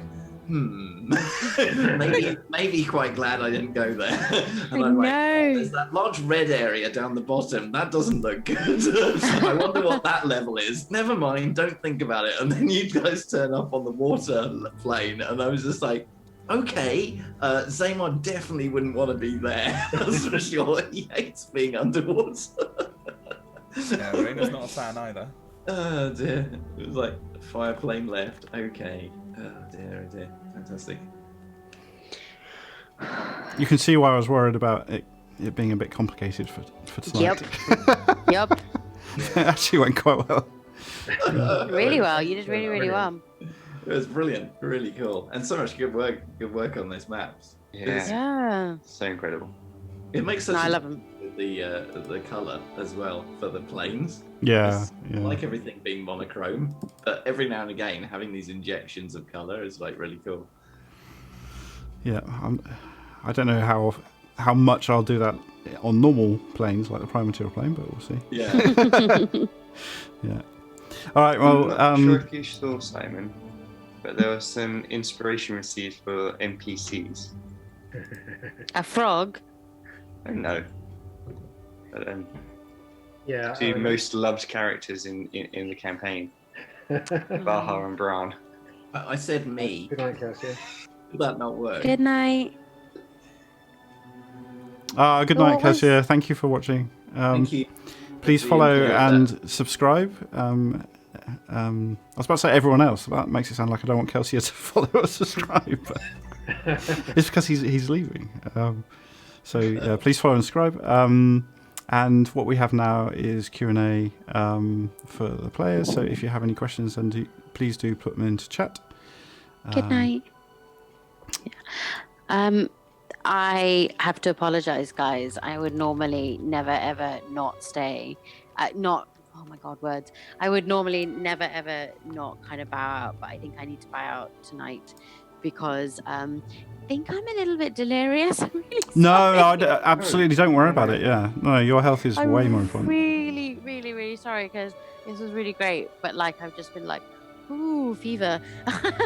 Well, as I have written questions, I can easily Yeah. just copy paste them into the Discord, and you can answer them anytime. I will. Yes, I will do that. I will do that definitely. But yeah, please well, take care of yourself, and Yeah, indeed. Feel better soon, man. yeah. Thank And also, you. thanks so much for joining. It's Yeah, thank you for. No, it was great. I really enjoyed it. Like this was like jumping planes. Of course, I wouldn't. I wouldn't miss it for Not have anything. you here for this. It's I wouldn't miss it for anything. But no, I'm actually like kind of going in and out of like not being aware. That's why I was like, wait, tongue? Why is there a tongue on my I did face? wonder that. Yeah. Yeah, sorry. The awareness plane. Yeah, exactly. Exactly. I'm actually going to shadow play myself. But yeah, good night, everyone. Thank you so much, and I will catch up later. Well, soon. Bye. Bye. Bye. Bye. I'm just Bye. hiding everyone. Because I need to redo. Bye, Mads. Don't forget to actually hang up. Yeah. No. Am I allowed to hang up? That's Yeah, the yeah. thing. Go for it. Go for it. Go for it. It's Okay. Bye. I've sorted it. Suddenly start, talking crap about us. Like, couldn't wait to be rid of that. Bye. Bye. Ta-ta, thanks. Feel better. Okay, so if I hide, They organise. yeah. Oh dear, God, dear, that had my heart racing. That was for sure. That's what D&D's all about, though, isn't It it? is, yeah. It's like it's amazing, just like a described situation and everything, and you just get your heart racing and on the tension. All right, so everyone is back. Cool. First question is for Kevin. While the other characters were poking and prodding at the lake, Samita was relatively quiet. What was going through her mind? Oh, so many things. I mean, it's this incredible puzzle that's been put in front of her, and trying to make sense of it, I think, is something that she's really interested in. But let's say that if she did any poking and prodding, she's still doing it by herself if she can. That's just her nature. And she's only known these people for a few days, so she likes to formulate her own theories first, and then share when she thinks that they are good enough. So yeah, she was working the problem in her own way, I think. All right, cool. Question for Matt. How did Adalbert feel going to sleep, knowing the next day he was heading across the lake on a raft? I think at this point it's the case of Que Sera Sera. He told everyone previously that going to Rogaton was a bad idea. When they were attacked on the way to Rogaton, he told everyone this is a bad idea. At this point, he's thinking, oh God, if I die, I won't die alone. Fair enough. Question for Horathia. Was Horathia pretty happy being able to knuckle down and do something in preparation, i.e. building a raft?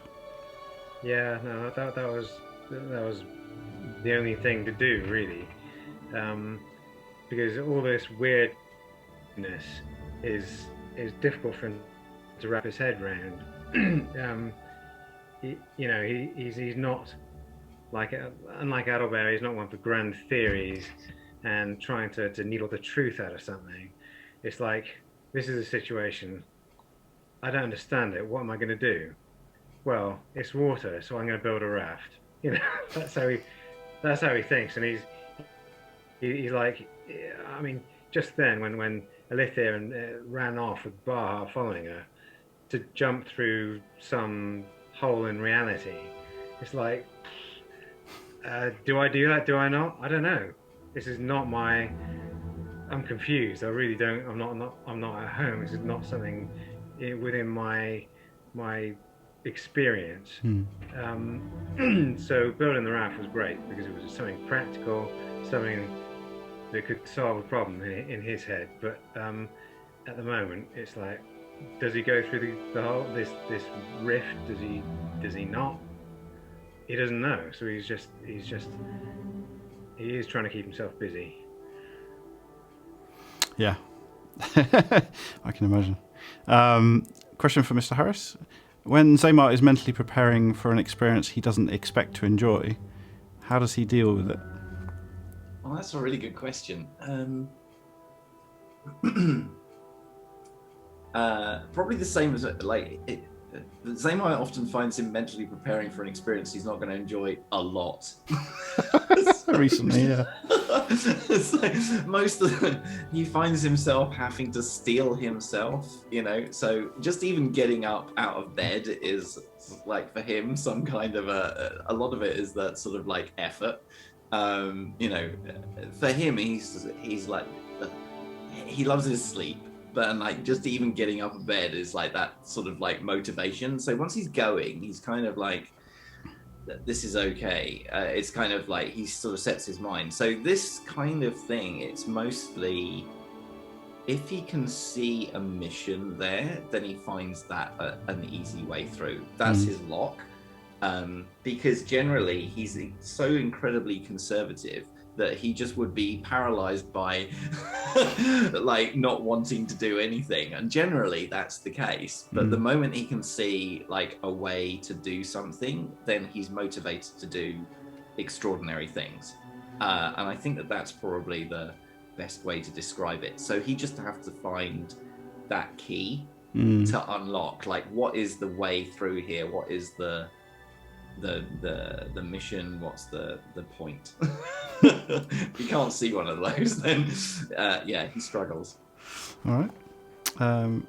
Question for Kevin. How happy has Raina been in her time in Trillon? Not at all.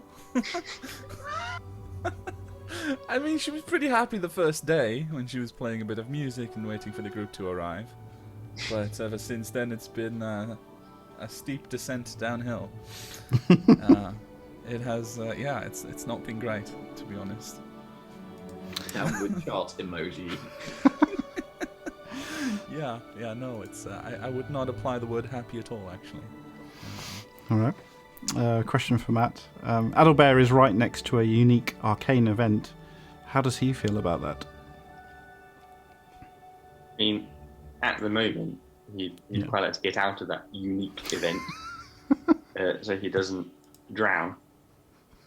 But I think, had there been any other plane, that sketchbook would have been straight out. There'd have been samples. It would have been wonderful. But currently, thoughts are, if I drown here, who will mourn my perfect body? How will they, bury me or preserve this body for science? This brain has to be studied. It's amazing, but that can't be done if his body is floating somewhere in the middle of the plane of water. So he has to get out of there.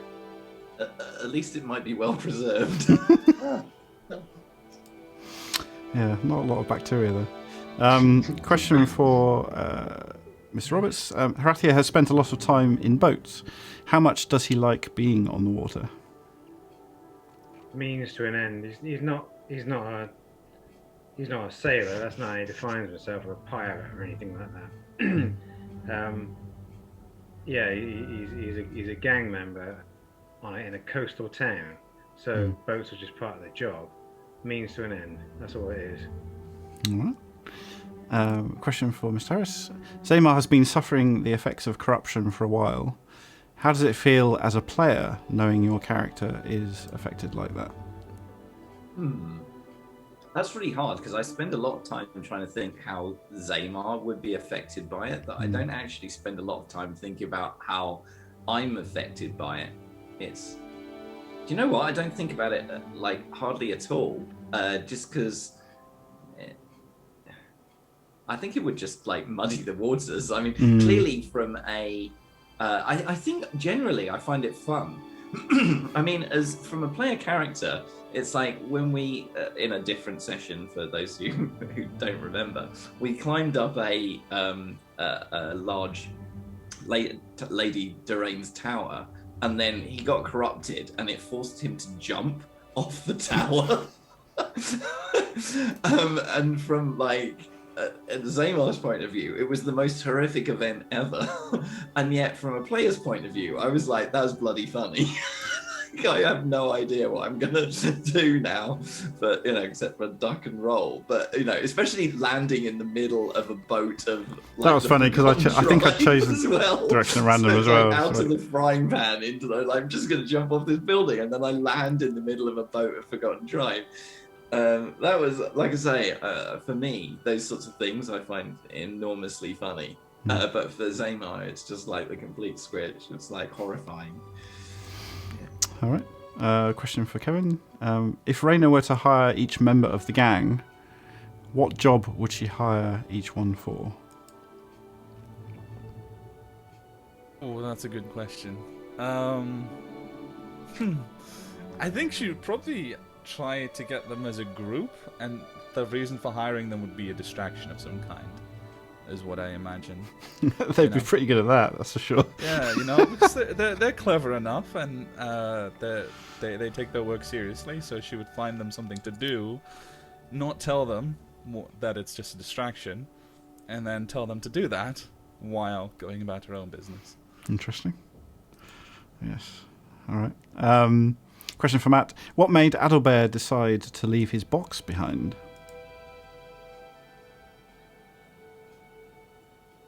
Because the Astravi wouldn't be able to join us and carry it for him.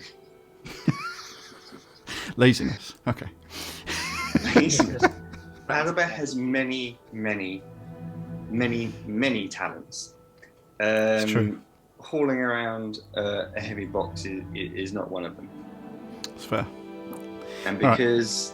Right. Oh, sorry. Yeah. That's essentially what I was going to say, because we couldn't get close enough to Rogerton, he'd have to carry it to the town. And he hasn't got time for that. Fair enough. Mr. Roberts, does Horathio feel a bit like a bodyguard escorting the Arcana types in so that they can get information for him? Yeah, sort of. I mean, Adalbert sort of doesn't seem to want to go there anyway, because he's a wuss, But, because he doesn't have a death wish. Yeah, no, quite. But from his point of view, anyway. So yeah, it is. Horathio in his fairly direct way thinks, well, there's something going on here which we can maybe sort out, and that'll give us that'll be our first victory, if you like, against corruption and stuff. But he honestly doesn't expect that he's going to solve it himself, unless there's something he can hit to solve it. And it's not because he underestimates himself or anything. It's just because he's got no knowledge, understanding, or real concept of what it is that they're looking at. And he can be realistic like that. So he's got other people who are experts, and he'll use experts if they do stuff that he doesn't. So yeah, he does feel a bit like a bodyguard, but only a bit like one, because it's him directing them all to go to Rogerton, so they're acting under his instruction, his lead. Yeah, obviously. Obviously. All right, question from Miss Terrace. How personal was this trip to Zamar?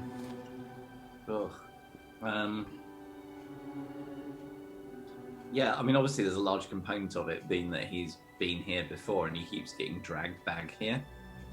He certainly wouldn't have gone if he didn't have a reason to. I mean, the main reason is that he still thinks that he's able to conjure a bargain out of Algernon, and that if he reports back these horrific things that he sees here, that he will actually be able to get an army to divert its way round Trillin, because he really doesn't want that army arriving at Trillin. So he's relying on his bargaining skills. So yeah, I think he's just going into it as got to get this thing done, just got to tick off the box. Certainly not turning out that way though. You're ticking some kind of box. Been to the Plane of Fire. Yeah, exactly. Go to Rogerton, have a look round, see what you see, come back. How hard could it be? Yeah. Yes. All right. Question for Kevin. Final question for the evening. Raina is an extremely capable individual. How much of her skills and traits can you directly relate to? Oof. I don't know. Because I think that a lot of what she's extremely capable at is probably stuff that I couldn't do. With the, the spying background and everything that she does for the Empress, there are definitely aspects of that I couldn't do. But I think the talking and generally, convincing people, persuading or deceiving them, I think I can keep up with her fairly well. Okay, good to know. Final question for Matt. Which arcane magic is Adalbert most looking forward to using in everyday life as he gets more powerful? I mean, there's so many possibilities in the future. I think it's very hard to say without knowing where he's going. I think at the moment he's quite excited to kind of talk to Ellie and just build on his own skill set with her knowledge, managing, controlling the elements. I mean, if he can't have a cape that blows itself dramatically all the time, can he control the wind so it does it for him? I mean, these are all very important questions. Very important. Yeah. All right. Question from Mr. Roberts. Final question. Does Harathia worry at all about the effect the sun and corruption might be having in Trillon while he's away? If he thought about it, he probably would be worried, but what's in front of him, that's what he deals with. If something happens in Trillon while he's not there, he can't do anything about it, so don't worry about it. He tries to control what he can control, and things that he can't control, he doesn't worry about. Until he's there and has to worry about it. See what I mean? All right, makes sense. And final question of the evening for Mr. Harris. Corruption has become a major focus of Zamar's professional life. What does he want to do about it? Get rid of it. It's his bane. It's just like everything. Just like every time he tries to open an eye and look around, he's reminded about the effects of corruption and it's just massively irritating. He just wishes it would all go away and things could go back. It's he absolutely hates corruption. So he doesn't spend much time thinking about corruption. He just wishes it would go away and internally complains quite a lot. He probably externally complains quite a lot as well. Yeah, bit of both. Alrighty. So that's the final question of the evening, which brings our session to a close. Without the awesome Mads to do the shout-outs, I'm going to have to both find someone to raid and do the shout-outs. So please do watch Tales of Adair on Sunday at 5 p.m. BST, which is an amazing stream that Kevin runs as DM. And he has kindly had us on as guests as well for a one-shot. And Milosh, I think, was in chat earlier, who plays Barnak, who's quite an amusing character and does great speeches, I think. And it has the best plans, yes, mainly involving bits of paper and saying, "Are you the Scarlet Rose?" or something. So that's quite funny. Hey, Lashas, no worries. Yeah, don't worry about it. I'm just glad you enjoy it when you watch. Tales of Adair. Bardic Dice has a great show on Thursdays at 12:30 BST, which is Fates United, which Dealey is a player on, and I'm going to raid Dealey, who's currently doing art as she was last week. So Raphael. So if you want to hang around and see someone doing their work on art, then please do. So I'll start the raid.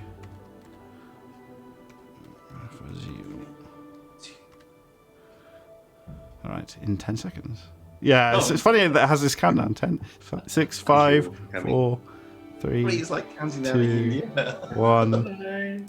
Ta-ta. Bye.